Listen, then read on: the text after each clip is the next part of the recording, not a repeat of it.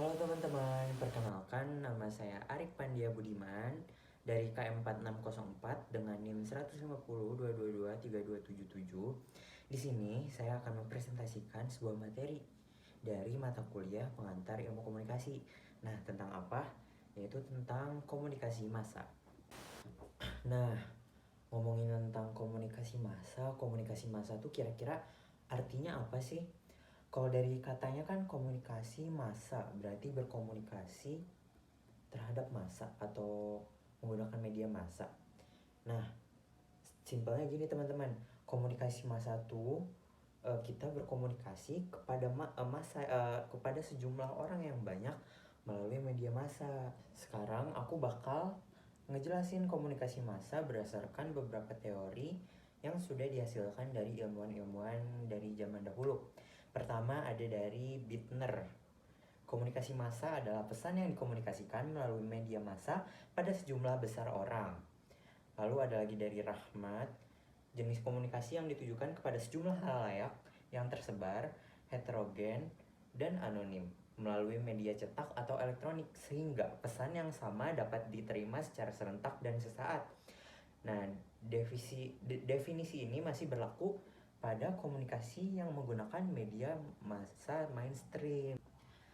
Nah, teman-teman, kan tadi kita udah bahas tentang arti dari komunikasi massa. Udah dijelaskan juga arti dari beberapa ahli tentang komunikasi massa. Nah, selanjutnya kita mau bahas apa sih? Nah, sekarang kita mau bahas tentang karakteristik dari komunikasi massa. Ada apa aja tuh? Oke, yang pertama adalah komunikasi terlembaga dan terencana. Maksudnya gimana? Maksudnya tuh penyampai pesan dari komunikasi ini tuh suatu lembaga yang melibatkan banyak orang dan proses yang rumit. Itu teman-teman. Nah, selanjutnya apa? Yaitu yang kedua, pesan bersifat umum. Pesan ditujukan kepada halayak umum dan bukan untuk kelompok tertentu. Nah, habis itu komunikannya anonim dan heterogen. Penerima pesan media massa tidak dikenal atau anonim dan terdiri dari berbagai macam latar belakang, status sosial, usia, dan lain-lain. Atau biasa disebut heterogen lah ya, gitu. Nah, lalu yang selanjutnya, pesan serempak. Pesan media massa dapat disampaikan serempak, menjangkau halayak dalam jumlah besar dan cakupan luas. Gitu teman-teman. Nah, habis itu yang selanjutnya mengutamakan isi ketimbang hubungan. Maksudnya gimana? Proses komunikasi lebih mementingkan isi pesan ketimbang hubungan dengan penerima atau pemirsa gitu. Lalu selanjutnya bersifat satu arah. Gimana tuh komunikasi? Yaitu komunikasi massa tidak bisa berjalan seinteraktif komunikasi konteks lain. Lalu apalagi yang selanjutnya stimulasi alat indera yang terbatas. Alat indera yang terstimulasi tergantung media apa yang digunakan. Selanjutnya umpan balik tertunda atau delay. Umpan balik yang diterima media massa sebagai pengirim pesan bersifat tertunda atau tidak segera. Iyalah kan namanya juga media massa ya. Nah, tadi kan kita udah bahas tentang karakteristik dari media massa.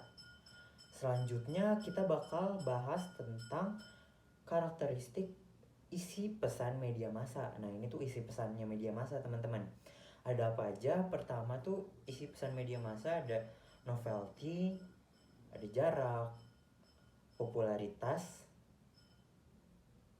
konflik, komedi atau humor, seks dan keindahan fisik, emosi, nostalgia, dan human interest gitu teman-teman. Kira-kira isi dari media massa tuh gitu isinya. Nah, selanjutnya kita bakal bahas tentang fungsi komunikasi massa. Fungsi komunikasi massa itu apa aja sih? Nah, di sini aku bakal jelasin fungsi komunikasi massa menurut Harold Laswell dan Charles Wright gitu. Apa aja sih isinya? Fungsi komunikasi massa menurut mereka yaitu pertama surveillance. Apa sih artinya? artinya tuh menunjukkan pada fungsi pengumpulan dan penyebaran informasi mengenai kejadian-kejadian dalam lingkungan, baik di luar maupun di dalam. Itu yang pertama.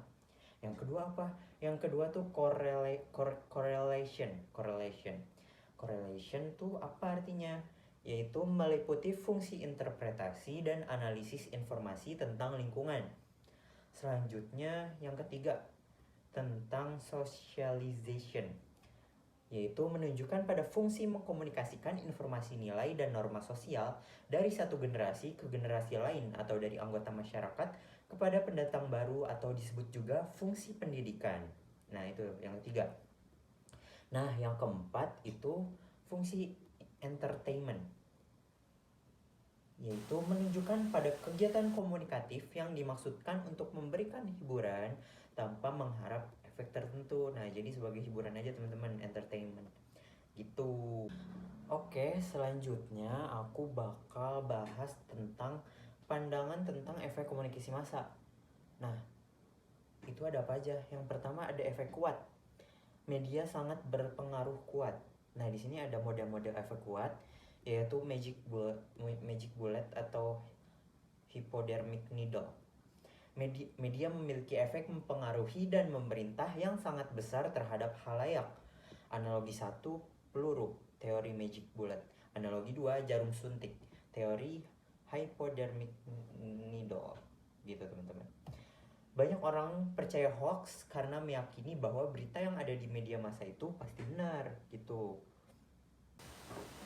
Nah, selanjutnya tuh ada dari model efek moderat. Apa tuh namanya? Namanya teori agenda setting. Dirumuskan oleh Maxwell E. Malcolm dan Donald L. Shaw pada tahun 1972. Media massa memang tidak dapat mempengaruhi orang untuk merubah sikap, tapi media massa cukup berpengaruh terhadap apa yang dipikirkan orang.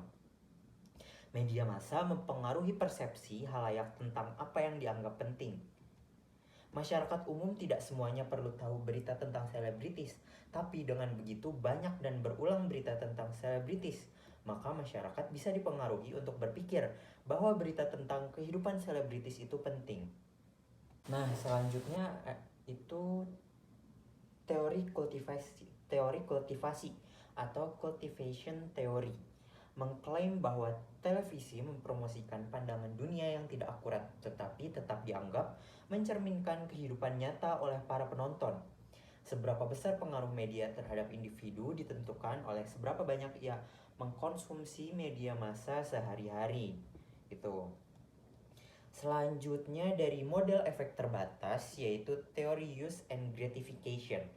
Dirumuskan oleh Elihu Katz, J.Z.